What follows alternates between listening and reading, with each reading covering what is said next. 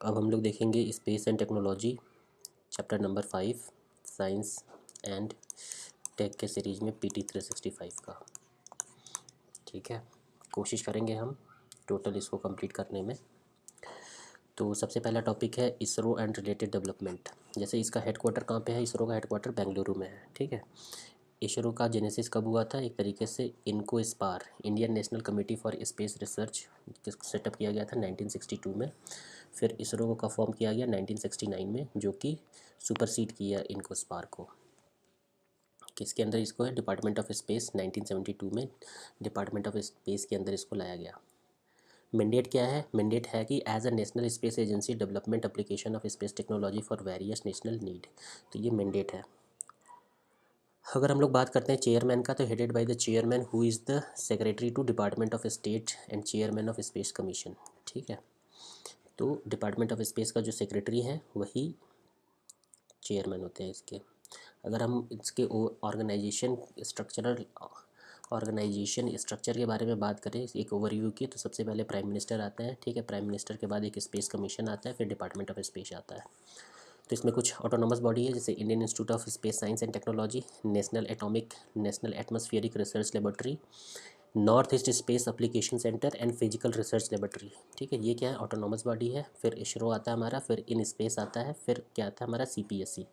ठीक है, central public service, जो एक तरीके से इंटरप्राइजेज़ हैं। ठीक है, उनसे रिलेटेड है ये। अंतरिक्ष कॉरपोरेशन लिमिटेड CPSC में आता है। कॉमर्शियल और मार्केटिंग आर्म ऑफ द ये इसरो है, जो प्रोवाइड करता है स्पेस प्रोडक्ट और सर्विस इंटरनेशनल कस्टमर को वर्ल्ड वाइड में। और न्यू इंडिया स्पेस लिमिटेड, ठीक है, ये भी कमर्शियल आर्म ऑफ इसरो है।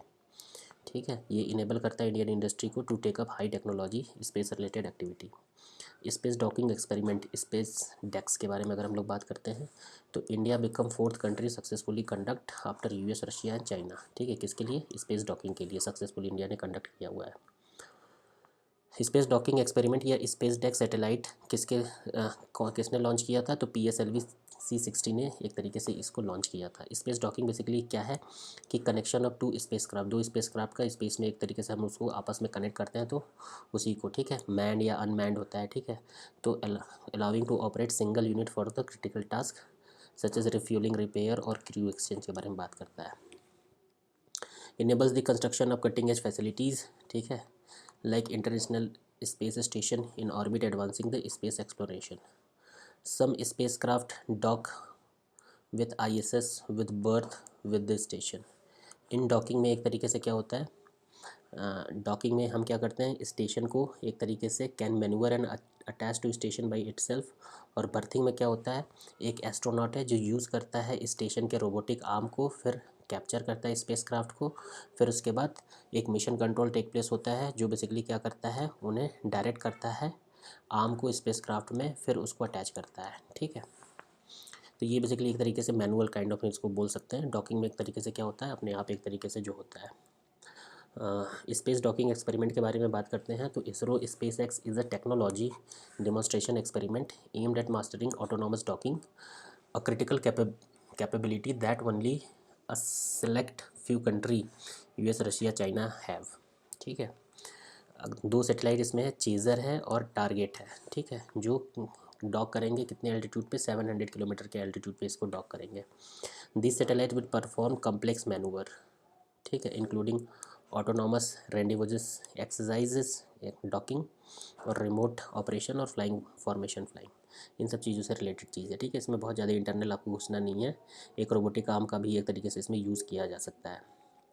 PSLV orbital experimental module, PSLV इसको क्या बोलते हैं, poem, PSLV orbital experimental module poem 4 को एक तरीके से PSLV 3C60 ने लॉन्च किया हुआ है। इसका पर्पज़ वही है कि कॉस्ट इफेक्टिव प्लेटफॉर्म है for orbit on orbit experiment में। ठीक है, मतलब ऑर्बिट में जो एक्सपेरिमेंट कर रहे हैं तो उसके लिए कॉस्ट इफेक्टिव प्लेटफॉर्म है। ठीक है, ये लॉन्च करते हैं प्रोप्राइटरी सिस्टम। ठीक है, और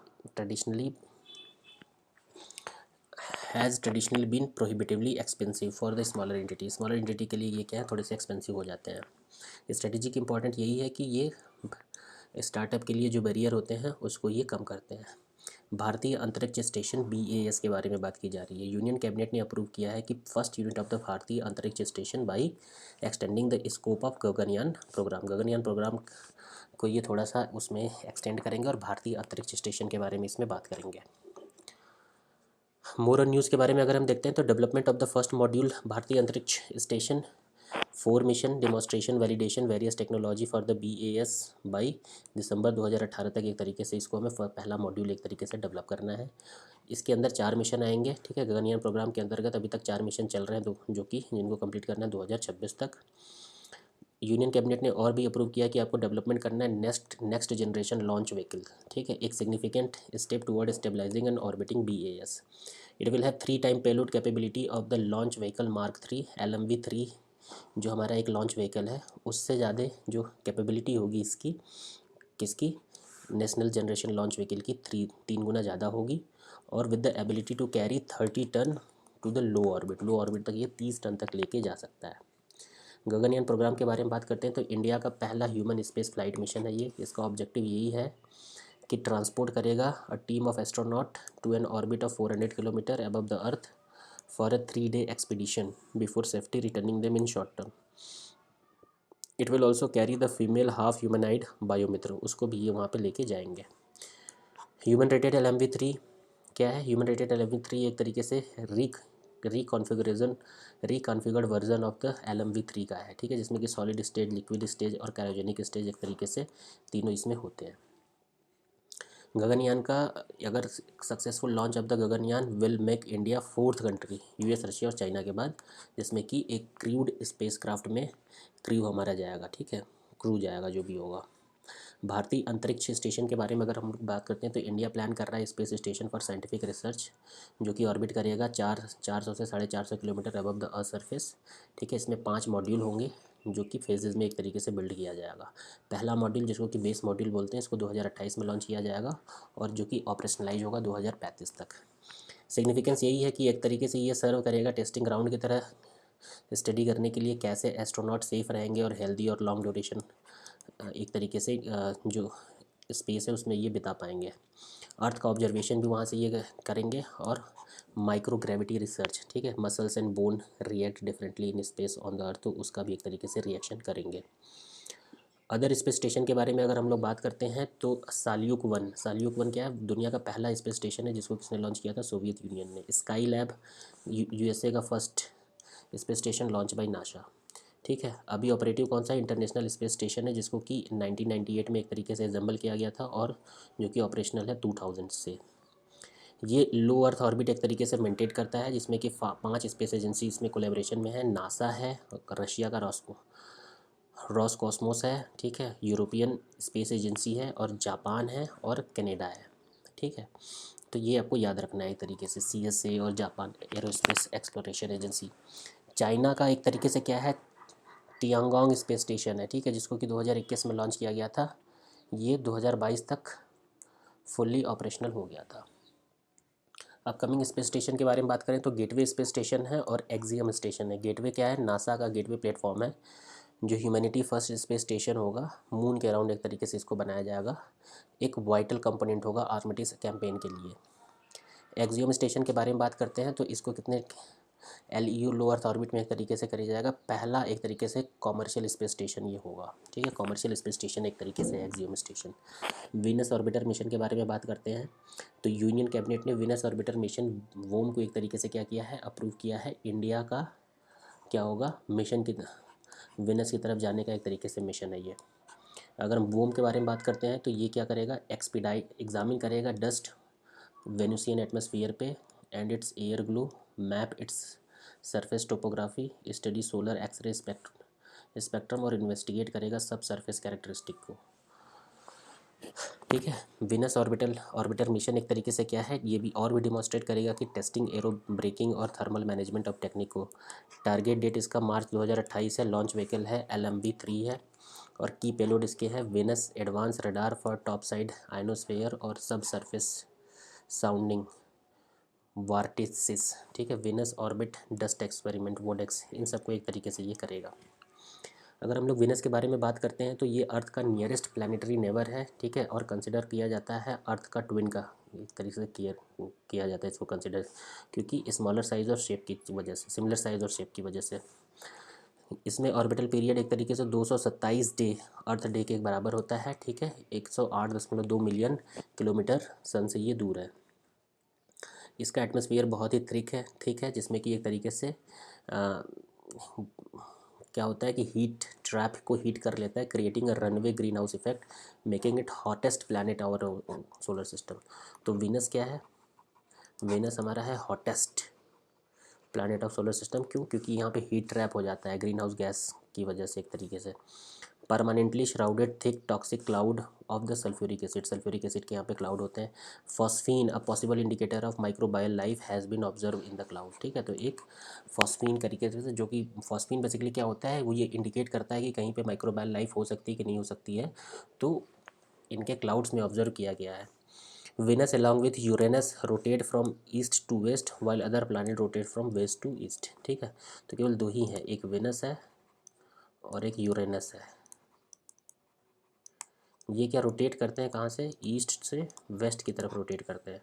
जबकि बाकी प्लानट, अर्थ को ले लो, मार्स को ले लो और जुपिटर को ले लो, सैटर्न को ले लो, ठीक है, ये कहाँ करेंगे? वेस्ट से ईस्ट की तरफ एक तरीके से क्या करते हैं? रोटेट करते हैं, ठीक है। नेपच्यून को ले लो और जो भी प्लानट है।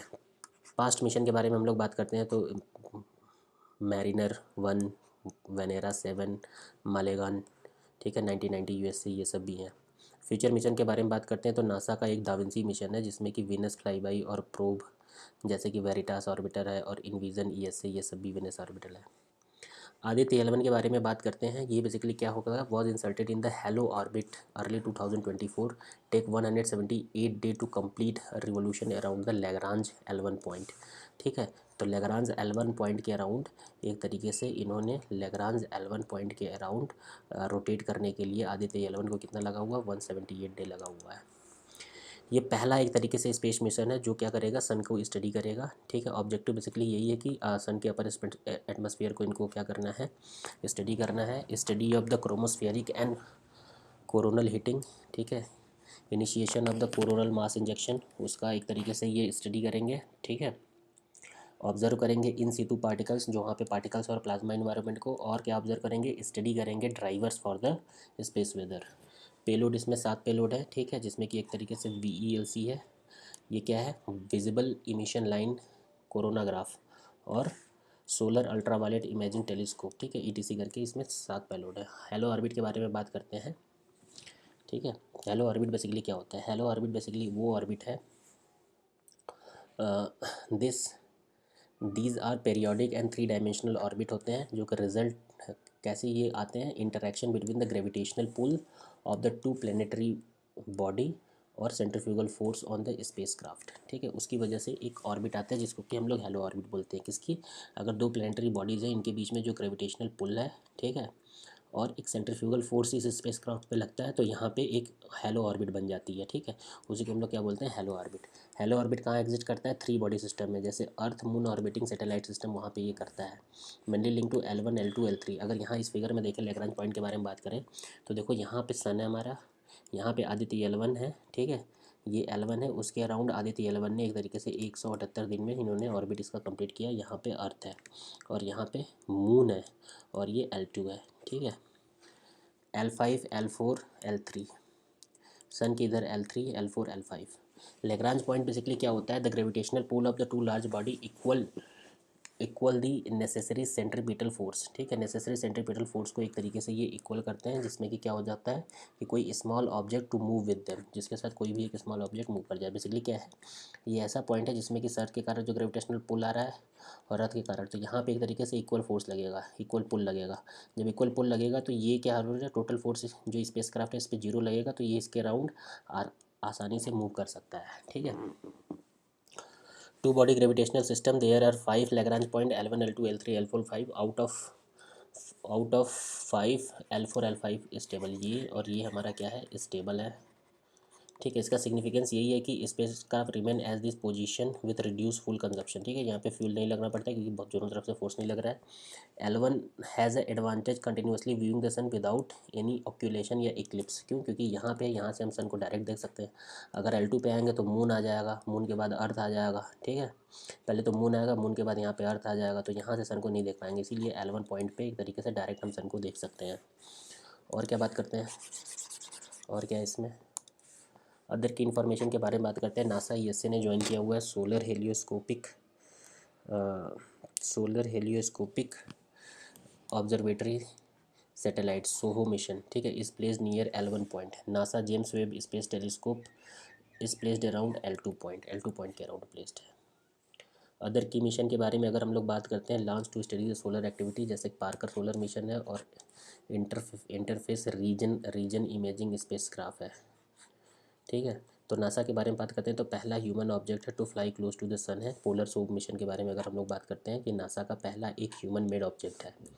ये 700,000 किलोमीटर पर आवर की स्पीड से इसने ट्रैवल किया हुआ है। ठीक है, fastest human made object in the history है। इंटर रीजन इमेजिंग सैटेलाइट, जिसको कि नासा ने डेवलप किया है, ये बेसिकली सन के एटमॉस्फेयर को ऑब्जर्व करेगा, अंडरस्टैंड करेगा। ठीक है, कि सन एटमॉस्फेयर एनर्जाइज्ड है leading to the solar eruption. Chandrayaan 3 के बारे में अगर हम लोग बात करते हैं, हमारा नेक्स्ट टॉपिक क्या है, Chandrayaan 3। India has celebrated it's मैडन national space day 23 अगस्त। ठीक है, नेशनल स्पेस डे कब मनाया जाता है? 23 अगस्त को, क्योंकि इस दिन से क्या हुआ था, एक तरीके से historic landing of the Chandrayaan 3 on the moon, तो इसी को सेलिब्रेट किया जाता है। Chandrayaan 3 mission accomplish this safe and soft landing of the Vikram lander on the lunar surface of the August 23, 2023। Chandrayaan 3 के बारे में बात करें तो ये चंद्रयान 2 का एक फॉलोअप मिशन था। ठीक है, ये वर्ल्ड का पहला मिशन हो गया soft land near the lunar south pole. ठीक है, यहाँ पे जो लैंडिंग साइट का क्या नाम दिया गया, शिव शक्ति पॉइंट दिया गया है, station Shiv Shakti. Soft landing followed by the successful deployment of Pragyan rover. Soft landing के बाद जैसे लैंड हुआ, लैंड के बाद वहाँ से एक प्रज्ञान रोवर को उसको डिप्लॉयमेंट कर दिया गया। इंडिया वर्ल्ड का एक तरीके से फोर्थ कंट्री बना हुआ है soft land on the moon after US, रसिया और चाइना के बाद। जापान अभी पहला कंट्री बना हुआ है recently to land it smart lander investigating moon SLIM on the moon. Launch vehicle के बारे में बात करें तो GSLV MK3। ठीक है, यहाँ पे लॉन्च हुआ है। अगर की पेलोड के बारे में बात करें तो Chandra surface mission temperature experiment है यहाँ पे। ठीक है, चेस्ट जिसको बोलते हैं, alpha particle x ray spectrometer, APXS बोलते हैं। रिलेटेड कंसेप्ट के बारे में बात करें तो far side of the moon. ठीक है, यहाँ पे क्या है कि Chang'e 6 probe from the China successfully bought back the first sample ever collected from the moon far side. In 2019 China become the first country to land the probe U22 for the far side of the moon. ठीक है, China का बहुत ज़्यादा important नहीं है, तो अगर आपको पढ़ना है तो ठीक है, नहीं पढ़ना है तो इसको छोड़ भी सकते हो। अदर लूनर मिशन के बारे में बात करते हैं तो चंद्रयान 4 का एक तरीके से क्या होगा, अप्रूव कर दिया कैबिनेट ने। ठीक है, इसका एम यही रहेगा कि हमें क्या करना है, की टेक्नोलॉजी डेवलप और डिमॉन्स्ट्रेट करना है हमें की टेक्नोलॉजी को, और क्या करना है, फंडामेंटल टेक्नोलॉजी जो है उसको अचीव करना है। ठीक है, एक तरीके से इनको अचीव करना है। अगर इसके पर्पज़ के बारे में बात करें तो पर्पज़ इसका यही है, investigate the quantity and quality on water on the moon. ठीक है, क्वांटिटी और quality of the water on the moon के बारे में है। इसरो और जाक्सा से project, it is a project between ISRO and JAXA. किसके, लुपेक्स मिशन के बारे में अगर हम लोग बात करते हैं तो लुपेक्स मिशन बेसिकली क्या है, ये इन्वेस्टिगेट करेगा क्वांटिटी और क्वालिटी ऑफ वाटर। ठीक है, और dark side of the moon को एक्सप्लोर करेगा ये। तो इसरो और जाक्सा मतलब ये जापान की जो एक तरीके से एयरोस्पेस एजेंसी है। लैंडिंग लोकेशन के बारे में बात करें तो landing point will be the south pole of the moon as the area believe to have high water potential. इसलिए साउथ पोल पे मैक्सिमम लोग जा रहे हैं क्योंकि वहाँ पे वाटर का पोटेंशियल बहुत ज़्यादा है। However the landing of the south pole पे जो लैंडिंग है वो बहुत ही चैलेंजिंग होता है, क्योंकि वहाँ पे कुछ जगह जो फ्लैट है, कुछ जगह क्या है, एक तरीके से बहुत ही इधर उधर की चीज़ें हैं। रीयूजेबल लॉन्च व्हीकल के बारे में बात कर रहे हैं, RLV टेक्नोलॉजी। ठीक है, ये बेसिकली क्या है, इसरो ने कंप्लीट किया है रीयूजेबल लॉन्च व्हीकल।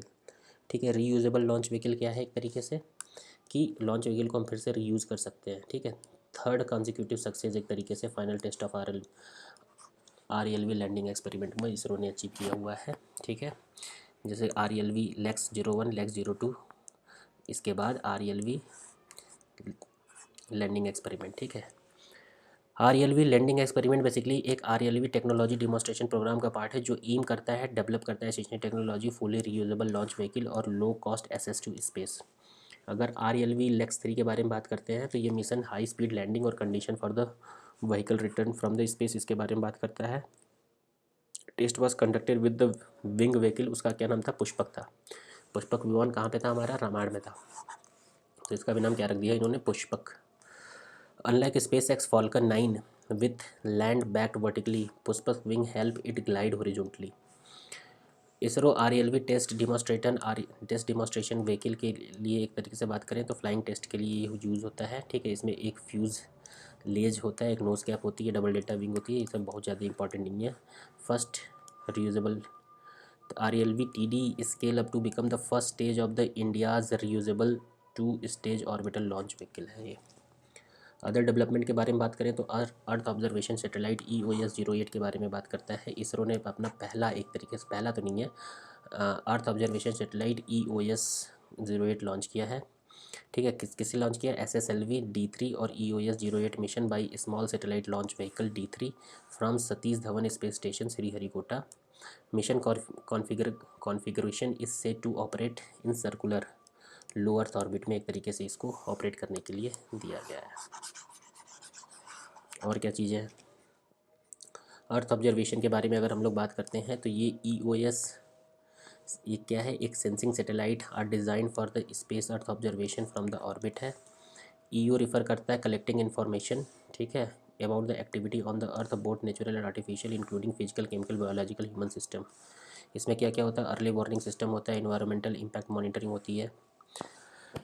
अगर small satellite launch vehicle SSLV D3 के बारे में बात करते हैं तो it is the third developmental flight of SSLV। It is capable of launching mini, micro and nano satellite.